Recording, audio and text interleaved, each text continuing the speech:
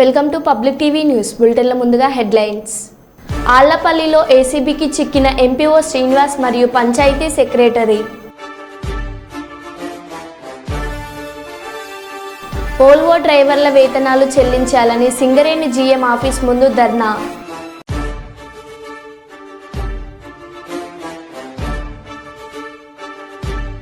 అత్యాచారానికి పాల్పడిన నిందితులను ఉరితీయాలి.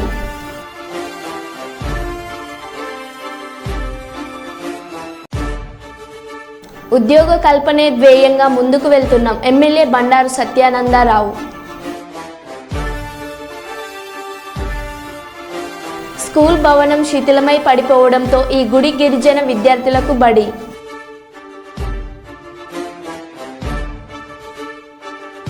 మైబాద్ జిల్లా కేంద్రంలో బీఆర్ఎస్ శ్రేణుల ధర్నా.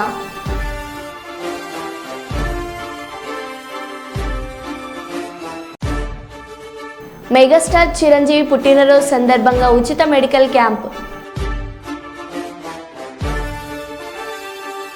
ఇక వివరాల్లోకి వెళ్తే, వరంగల్ పోస్ట్ ఆఫీస్ సెంటర్లో రైతు రుణమాఫీ విషయం రైతులను కాంగ్రెస్ ప్రభుత్వం మోసం చేసిందని ఆరోపిస్తూ బీఆర్ఎస్ పార్టీ నాయకులు భారీ ఎత్తున రాస్తారోకో నిర్వహించి ప్రభుత్వానికి నిరసన తెలిపారు.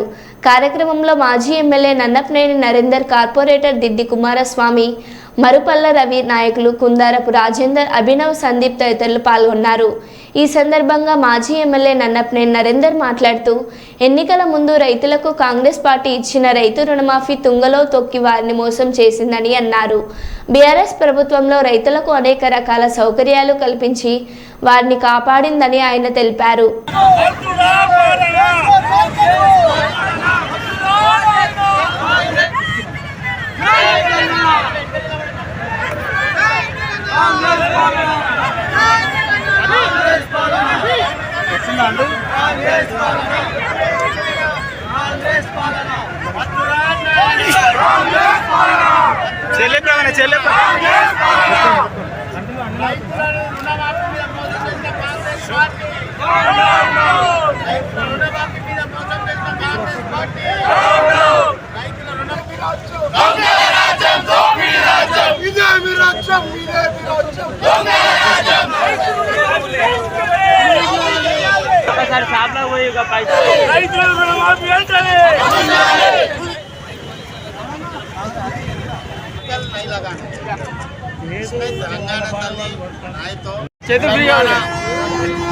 తెలంగాణ సాధించుకున్నదే కేసీఆర్ గారి నాయకత్వంలో నిధులు, నియామకాలు, ఉద్యోగాలు, అదేవిధంగా నీళ్లు. మరి ఇటువంటి పరిస్థితులలో తెలంగాణ తెచ్చుకుంటే 10 సంవత్సరాలు కేసీఆర్ గారి నాయకత్వాన బంగారు తెలంగాణ దిశగా తీసుకెళ్తే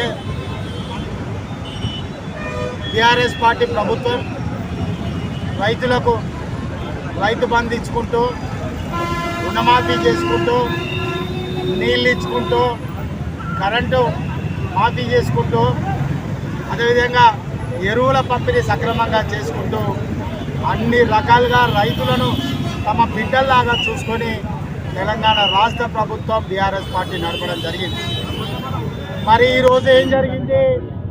ఎన్నికల ముందు వాగ్దానం చేసినటువంటి రేవంత్ రెడ్డి వారి యొక్క కాంగ్రెస్ పార్టీ 35 లక్షల మంది రైతులకు రుణమాఫీ చేస్తామని చెప్పి దాన్ని 17-21 లక్షల మందికి తీసుకొచ్చి 17,000 లక్షల రూపాయల వాళ్ళకి చేస్తామని చెప్పి 7,000 కోట్ల రూపాయలు పంపిణీ చేసినామని చెప్తున్నారు. ఇంకా దానికి ఇంకొక 2-3 వేల కోట్ల రూపాయలు ఇంకా పూర్తి కావాల్సి ఉన్నది.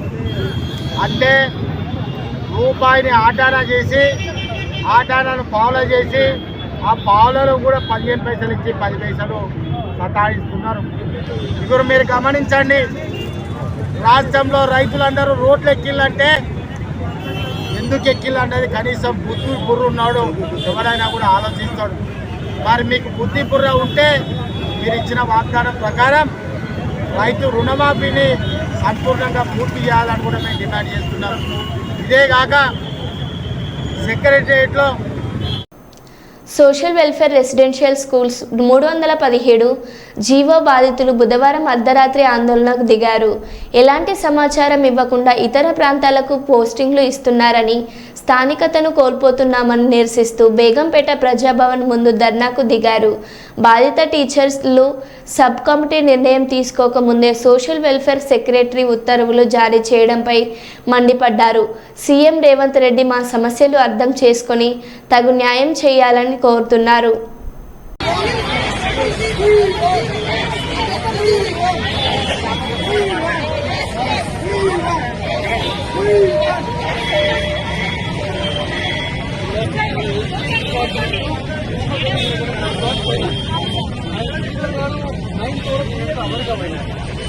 ఆయన ప్లేస్లో ఉన్నతని ట్రైబల్ సెక్రటరీకి ఇన్ఛార్జ్ ఇచ్చారు. ఆ ట్రైబల్ సెక్రటరీ ఇవాళ ట్రైబల్ డిపార్ట్మెంట్లో ఉన్నారు. మీరు ఆన్లైన్ కేవలం కూడా చెప్తే మీరు అవ్వట్లేదు.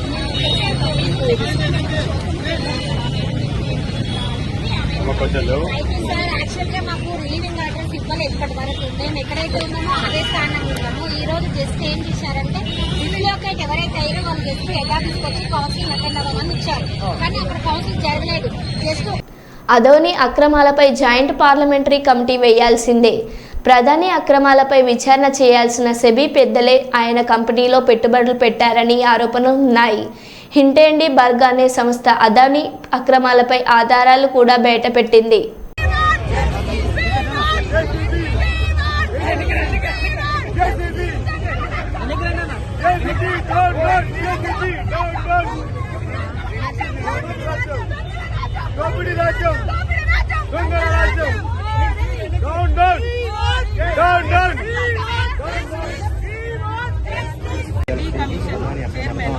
వారితో సత్సంబంధాలు పెట్టుకొని మరియు దాంట్లోనే ఒక తల్లే దయ్యమైనట్లుగా అని ఏదైతే ఒక సామెత ఉందో మరి కంచె చేను వేసినట్లుగా వారి వ్యవహారం ఉంది.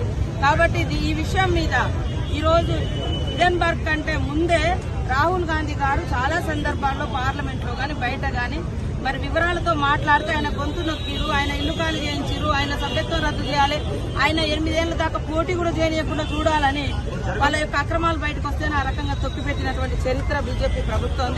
మళ్ళీ మాట్లాడితే మేము నీతివంతులం, మేము యాంటీ కరప్షన్ విధానాలు అంటున్నారు. మరి ఆదాని మీద ఎందుకు మీరు ఇంత ఖచ్చితంగా? ఎందుకంటే ఈరోజు తల్లే దయ్యమైనట్లుగా సెబీ ఏదైతే ఉందో మరి అదాని అక్రమాల మీద విచారణ చేపట్టాల్సిన సెబీ సంస్థ చైర్మన్ వారే అక్రమాల పుట్టగా మారిందని ఈరోజు వెల్లువడినటువంటి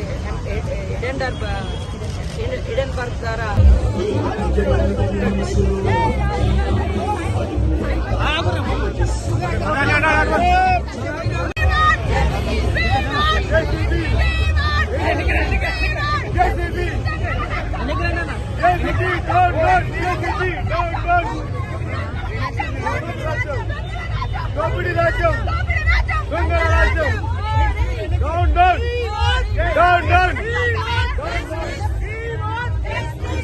నామినేటెడ్ పదవులలో ప్రతి నియోజకవర్గం నుండి తెలుగు యువతలో పనిచేసిన సభ్యులకు అవకాశం కల్పించాలి.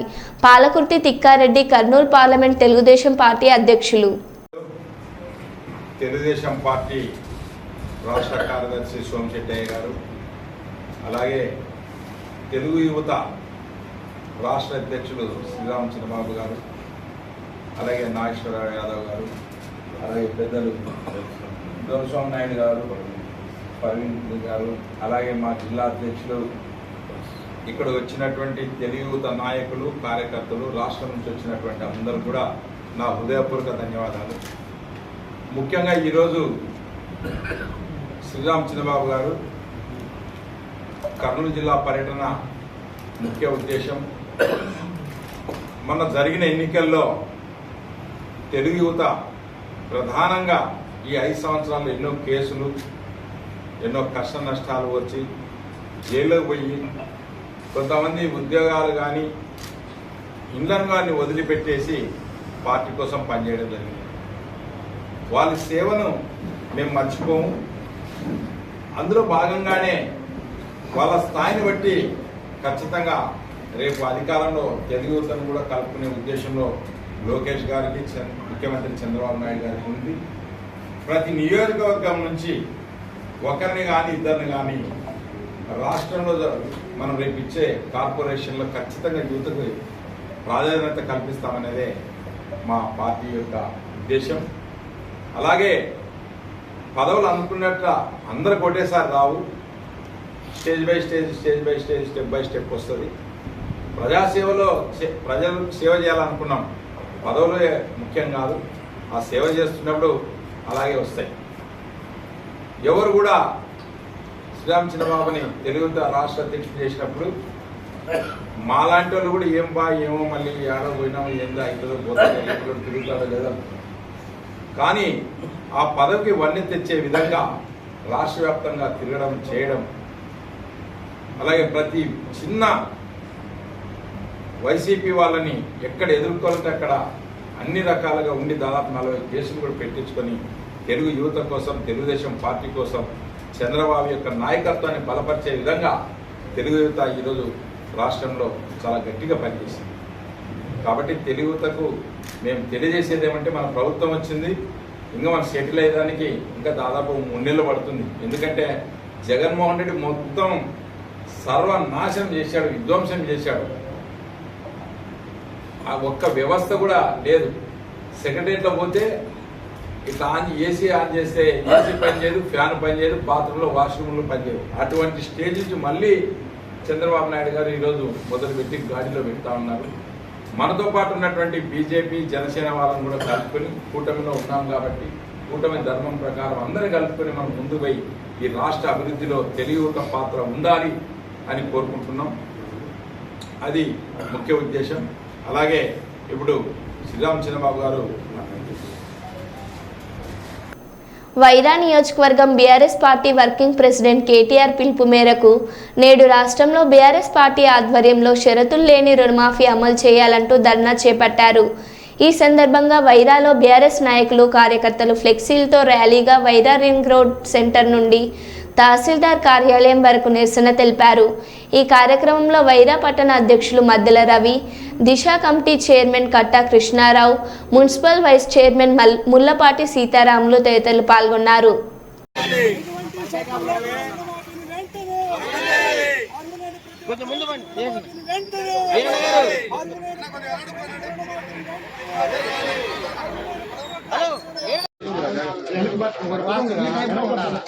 చెల్లించాలి రైతులకు ఆంక్షలు రుణమాఫీని వెంటనే, చెల్లించాలి రైతులకు ఆంక్షలు రుణమాఫీని వెంటనే, చెల్లించాలి 2 లక్షల రూపాయల రుణమాఫీని వెంటనే, చెల్లించాలి 2 లక్షల రూపాయల రుణమాఫీని వెంటనే. ఆధ్వర్యంలో ఏదైతే ఆనాడు కాంగ్రెస్ పార్టీ అమలుకు సాధ్యం కానటువంటి హామీలు ఇచ్చి ప్రభుత్వంలోకి వచ్చారో వారు చెప్పినటువంటి ప్రధానమైనటువంటి, కానీ అధికారంలోకి వచ్చిన తర్వాత డిసెంబర్ 9 లోపు ఉన్నటువంటి రుణాలన్నీ రద్దు చేస్తామని చెప్పి రైతులకి మీరు ఇమీడియట్లీగా పోయి మీరు లోన్ తెచ్చుకోండి, మేము వస్తే 2 లక్షల రూపాయలు రద్దు చేస్తామని చెప్పని ఆనాడు చెప్పి అధికారంలోకి వచ్చినటువంటి ప్రభుత్వం 2 లక్షల రూపాయల రుణమాఫీ చేయకుండా 31,000 కోట్ల రూపాయల రుణాలుంటే 17,000 కోట్ల రూపాయలు ఇచ్చి మమ అనిపించి ఈనాడు చేతులు దులుపుకొని ఒక మంత్రి గారు అయిపోయిందంటాడు, ఇంకో మంత్రి గారు కొనసాగుతుందంటాడు, ఇంకో మంత్రి గారు ఇది ఎప్పుడు నిరంతరం ఉంటుందంటారు. రైతుల్ని తీవ్రమైనటువంటి ఆందోళనలకి ఈనాడు ఈ ప్రభుత్వం గురి చేసింది. చాలామంది రైతులు అయోమయమైనటువంటి పరిస్థితిలో ఉన్నారు. ఇవాళ మీరు రండి, ఇక్కడికి ఆఫీసులకు వచ్చి కాగితాలు ఇవ్వండి, మీ జిరాక్స్లు ఇవ్వండి, మీ ఆధార్ కార్డులు ఇవ్వండి, మీ రేషన్ కార్డులు ఇవ్వండి, మీ పట్టాదారు పాస్బుక్లు ఇవ్వండి అని అడుగుతూ ఉన్నారు. ఇది చాలా విడ్డూరంగా ఉంది. ఎందుకంటే ఏ పాస్బుక్ లేకుండా ఏ బ్యాంకు వాళ్ళు కూడా రుణం ఇవ్వరు. బ్యాంకు రుణం ఇచ్చిందంటేనే ఆ రైతుకి అన్ని అర్హతలు ఉంటేనే బ్యాంకు రుణం ఇస్తుంది. మరి అలాంటి పరిస్థితిలో బ్యాంకు దగ్గర లిస్టు తీసుకుంటే సరిపోయేదానికి రైతుల్ని ఇబ్బంది పెట్టి ఇవాళ ఆ జిరాక్సుల పేరిట రైతులు ఆఫీసుల చుట్టూ తిప్పుతూ ఉన్నారు. ఇది చాలా శోచనీయం. రైతులు తీవ్రమైనటువంటి ఆందోళనకు గురి చేస్తూ ఉంది. కాబట్టి మేము బీఆర్ఎస్ పార్టీ తరఫున డిమాండ్ చేస్తూ ఉన్నాం, ఏ షరతులు లేకుండా 2 లక్షల రూపాయల మీరు చెప్పినటువంటి హామీ ఏదైతే ఉందో అది ఇమీడియట్లీగా అమలు చేయాలని చెప్పని బీఆర్ఎస్ పార్టీ తరఫున మేము డిమాండ్ చేస్తూ ఉన్నాం. ఈరోజు తెలంగాణ రాష్ట్ర వ్యాప్తంగా రైతుల్ని మోసం చేసినటువంటి ఈ ప్రభుత్వం ఇప్పటికైనా కన్విప్పు చేసుకొని ప్రతి రైతుకి తెలంగాణలో లోన్ తీసుకున్నటువంటి ప్రతి రైతు కూడా ఎటువంటి షరతులు లేకుండా 2 లక్షల రూపాయలు రుణమాఫీ చేయాలనే డిమాండ్తో ఈరోజు బీఆర్ఎస్ పార్టీ వైరా మండలం టౌన్ కమిటీ ఆధ్వర్యంలో గౌరవ తహసీల్దార్ ఆఫీసు నందు ధర్నా చేయడం జరుగుతూ ఉంది. ఖచ్చితంగా ఏదైతే రుణం తీసుకునేటప్పుడు మనం ఆధార్ కార్డు ఇస్తాం, ఆధార్ కార్డు ప్రకారమే మన డేటా వస్తుంది. కాబట్టి ఇంకా రైతులను ఇబ్బంది పెట్టకుండా మీరు అప్లై చేసుకోండి చెప్పకుండా బ్యాంకులో రుణం తీసుకున్న ప్రతి రైతు ఖాతాలో 2 లక్షలు వెంటనే వేయాలని మేము ప్రభుత్వాన్ని డిమాండ్ చేస్తూ ఉన్నాం. సుల్తానాబాద్ పట్టణంలోని ఎస్ఆర్ గార్డెన్లో పెద్దపల్లి ఎమ్మెల్యే చింతకుంట విజయ రమణారావు సుల్తానాబాద్ మండల పరిధిలోని ఇసుక ట్రాక్టర్ల యజమానులతో సమీక్షా సమావేశం నిర్వహించారు. ఈ సందర్భంగా ఎమ్మెల్యే విజయ రమణారావు మాట్లాడుతూ ఎన్నికల ముందు హామీ ఇచ్చిన నిలబెట్టుకోవడం కోసం ఇసుక ట్రాక్టర్ల యజమానులతో సమీక్ష నిర్వహించడం జరుగుతుందని, ఎవరైనా ఉదయం 6 గంటల నుంచి సాయంత్రం 6 గంటల వరకు మాత్రమే ఇసుక రవాణా చేయాలని అన్నారు. జేసీబీల సహాయంతో లారీలలో దూర ప్రాంతాలకు ఇసుకను తరలించరాదని, ఈ నియమ నిబంధనలు ఎవరు ఉల్లంఘించినా శిక్షార్హులు అవుతారని హెచ్చరించారు.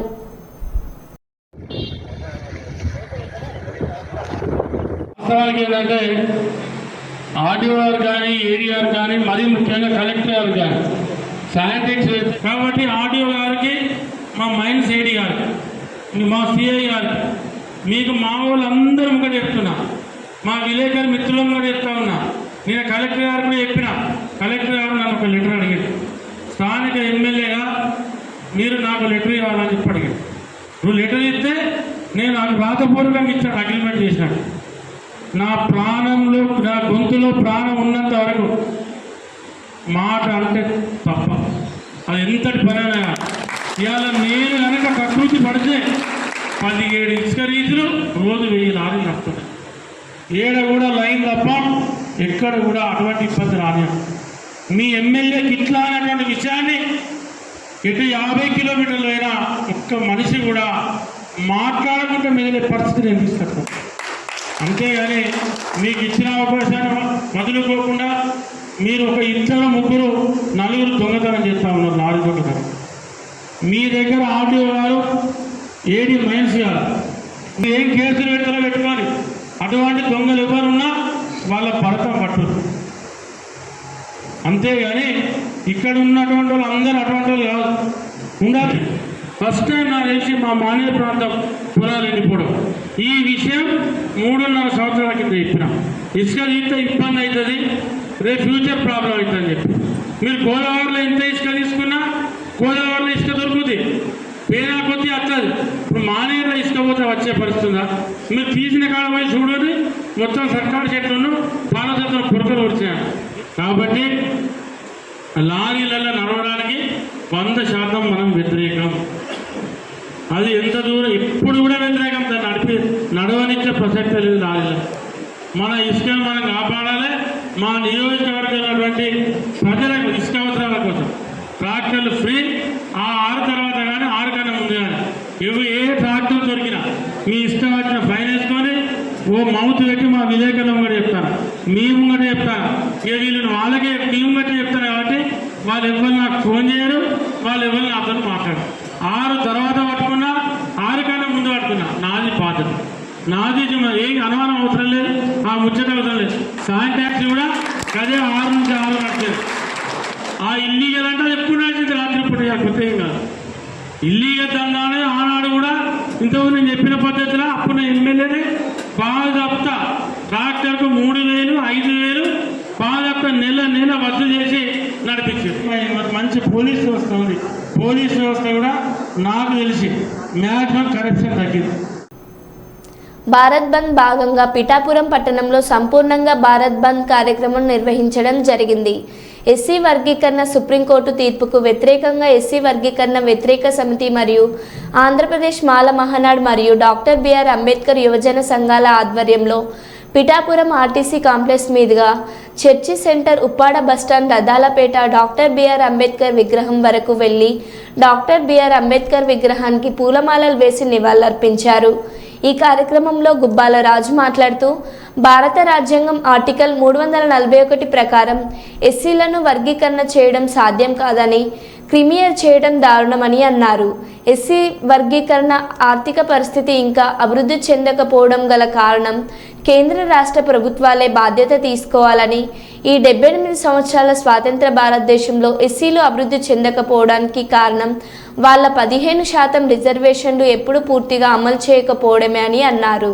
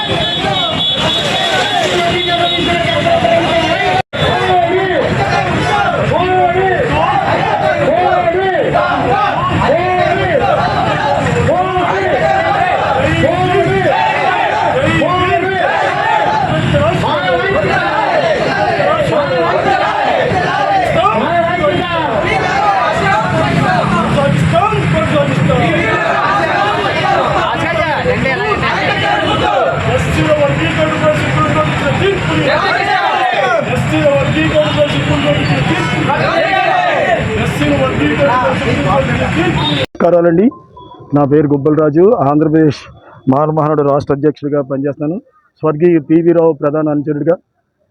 జై బుద్ధ, జై పివి రావు, జై మాల. జై బుద్ధ అంటే ఈరోజు 21/8/2024 సంవత్సరం ఎస్సీల వర్గీకరణపై సుప్రీంకోర్టు ఉపకులాలుగా వర్గీకరించుకోవచ్చు, అది రాష్ట్రాలకే అధికారాలు ఇస్తున్నామనేసి రాజ్యాంగంలో లేని ఎక్కడా ప్రస్తావించిన అంశాన్ని సుప్రీంకోర్టు ఒక తీర్పుని వెల్లడించడం జరిగింది. ఈ తీర్పు ద్వారా ఈ భారతదేశంలో ఉన్న షెడ్యూల్డ్ కులాల రిజర్వేషన్ ఉనికి ముప్పు వాటిల్లుతుందని భారతదేశంలో భీమ్ ఆర్మీ, దళిత సంఘాలు జేఏసీ, గిరిజన సంఘాలు జేఏసీ, మొత్తం దేశం మొత్తంగా ఈ సంఘాలన్నీ కలిపి ఈరోజు భారత బంద్ పిలిపివ్వడం జరిగింది. అందులో భాగంగానే ఈరోజు మేము పిఠాపురం పట్టణంలో అన్ని బాల మహానాడులు జేఏసీగా, అన్ని అంబేద్కర్ సంఘాలు జేఏసీగా, వర్గీకరణ వ్యతిరేక పోరాట సమితి పేరు మీద ఈరోజు పిఠాపురం పట్టణంలో భారత బంద్కి సహకరిస్తూ ఈరోజు పిఠాపురం పట్టణం బంద్ని ఇవ్వడం జరిగింది. ఈ సందర్భంగా మేము ఒకటే కోరుతున్నాం కేంద్ర రాష్ట్ర ప్రభుత్వాలని, సోదరులారా, భారతదేశంలో అనేక సంవత్సరాలు, వేల సంవత్సరాలు అంటరానితనంతో మగ్గిపోయిన ఈ దళిత కులాలకి భారత రాజ్యాంగంలో అంబేద్కర్ కొన్ని సదుపాయాలని, రిజర్వేషన్ సదుపాయాలని ఆయన కల్పించడం జరిగింది. ఆ రోజు ప్రత్యేక నియోజకవర్గాలు కోరినప్పుడు ఎర్రవాడ జైలు నుంచి గాంధీ గారు దాన్ని తిరస్కరించినప్పుడు అంబేద్కర్కి, గాంధీ గారికి మధ్యన జరిగిన ఒడంబడికే పూనా ఒడంబడిక. ఆ ఒడంబడికలో భాగంగానే ఈ రిజర్వేషన్లు ఏర్పడ్డాయి. చాలామందికి ఈ రిజర్వేషన్ గురించి తెలియదు. 15%. ఇది దాదాపుగా స్వతంత్రం రాకముందు ఏర్పడింది. స్వతంత్రం వచ్చిన తర్వాత అనుకోకుండా భారత రాజ్యాంగాన్ని డాక్టర్ బాబాసాహెబ్ అంబేద్కర్ నిర్మితం చేసేటప్పుడు ఈ 15% రిజర్వేషన్ని ఈ అంటరాని కులాలకి 15%గా లెక్కించి రిజర్వేషన్ ఇవ్వడం జరిగింది. ఆ మహానుభావుడిచ్చిన ఈ సదుపాయాల వల్ల ఈ దళితులు ఈ కాస్త స్వేచ్ఛను అనుభవిస్తూ ఉన్నారు. దీన్ని అర్థం చేసుకోకుండా మరి సుప్రీంకోర్టు సీజే గారు ఒక వెనుకబడితనం, షెడ్యూల్డ్ కులాలు వెనుకబడితనం మీద ఆయన ఏ విధంగా వర్గీకరించుకోవచ్చో, రాష్ట్రాలకి అధికారాలు ఉన్నాయో మాకైతే అర్థం లేదు. ఇది ఒక సామాజిక రుగ్మత. అంటరానితనం అనేది ఒక సామాజిక దురాచారానికి కల్పించిన రిజర్వేషన్లు. సామాజిక వెనుకబడితనానికి కాదు ఇది ఈ రిజర్వేషన్లు ఇచ్చింది. అది సిజేఐ గారు మూల సిద్ధాంతాన్ని మర్చిపోయి ఆయన మళ్ళీ ఇంకోటి ప్రస్తావించారు. గ్రూప్ 1, గ్రూప్ 2, గ్రూప్ 3 ఉద్యోగాల్లో ఈ 15% రిజర్వేషన్ అమలు జరగలేదు, అందుకనే చాలామంది వెనుకబాటుతనంగా ఉన్నారని. మేము కాదండి, అంబేద్కర్ కాదండి వెనుకబాటుతనానికి. భారత రాజ్యాంగం అమలు జరిగినప్పటి నుంచి 74 సంవత్సరాల నుంచి మీరు సరైన అభ్యర్థి లేదని మా రిజర్వేషన్లు ఎత్తేసుకొని మీరు అగ్ర కులాలకి అవి ఇవ్వడం జరిగింది. అవి మా కులాలకు మాకు ఇచ్చుంటే ఈరోజు మేము ఎంతో అభివృద్ధి చెందుతూ ఆ వెనకబాటుతనానికి ప్రభుత్వాలే కారణం తప్ప మేము కాదనేసి సందర్భంగా తెలియజేస్తూ ఉన్నాం. ఈరోజు వెనకబాటుతనాన్ని ఏ విధంగా లెక్కిస్తారండి మీరు? ఇక్కడ మూల సిద్ధాంతాన్ని వదిలేసి ఏ విధంగా తీర్పిచ్చారు? తర్వాత క్రిమిలేయర్ వర్తించాలంటారు. ఒకసారి రిజర్వేషన్ పొందినవాడు ఆ కుటుంబానికి ఉండకూడదని. మరి మీరు ఎలాగా రిజర్వేషన్లు అనుభవిస్తున్నారండి? సిజేఐ గారు, చంద్రచూడ్ గారు, మీరు పేష్వా జాతికి చెందినవారు. మీరు మీ తండ్రి సిజేఐ సుప్రీంకోర్టు ప్రధాన న్యాయమూర్తిగా చేశారు, మీరే చేశారు. చంద్రబాబు నాయుడు గారు 4 సార్లు ముఖ్యమంత్రి చేశారు. మీకేమో మరి క్రిమిలేయర్ అక్కర్లేదు. మేము అంటరాని కులాలకు మాకు ఇచ్చిన దానికి ఉద్యోగం చేసేవాడికి ఒక రకంగా ఉంది అంటరాంతనం, కూలి పని చేసుకునేవాడికి ఒక రకంగా ఉంది. రిజర్వేషన్ కొనసాగించవలసిందే. అంటరాంతనం పోలేదండి. అంటరాంతనం మీద ఇచ్చిన రిజర్వేషన్ వెనుకబాటుతనంతో చూడకూడదని ఈ సందర్భంగా సిజేఐ గారికి తెలియజేస్తాం. ముఖ్యంగా కేంద్ర రాష్ట్ర ప్రభుత్వాలు దీని మీద చట్టాన్ని రద్దు చేసుకొని వెనక్కి తీసుకోవాలని మేము కోరుతా ఉన్నాం. అలాగే చంద్రబాబు మీద అంటారు, సార్ మీరే తీసుకొచ్చారు 96లో ఈ చట్టాన్ని, మళ్ళీ మీరు ఇప్పుడు ముఖ్యమంత్రి అయ్యారు. దయచేసి సంవత్సరాల నుంచి మేము కొట్టు చేస్తున్నాం, మేము వెనుకబాటుతనంగా ఉన్నాం. మీరు తీసుకునే చర్యను బట్టే మా పీవీరావు ఉద్యమకారులుగా ఈ ఉద్యమాన్ని అడ్డుకుంటాం. మా ప్రాణాలు పణంగా ఈ సందర్భంగా తెలియజేస్తా ఉన్నాను. ముఖ్యంగా ఎంత సహకరించిన మీడియా వారికి. మరో బులెటిన్లో మళ్ళీ కలుద్దాం. Stay tune.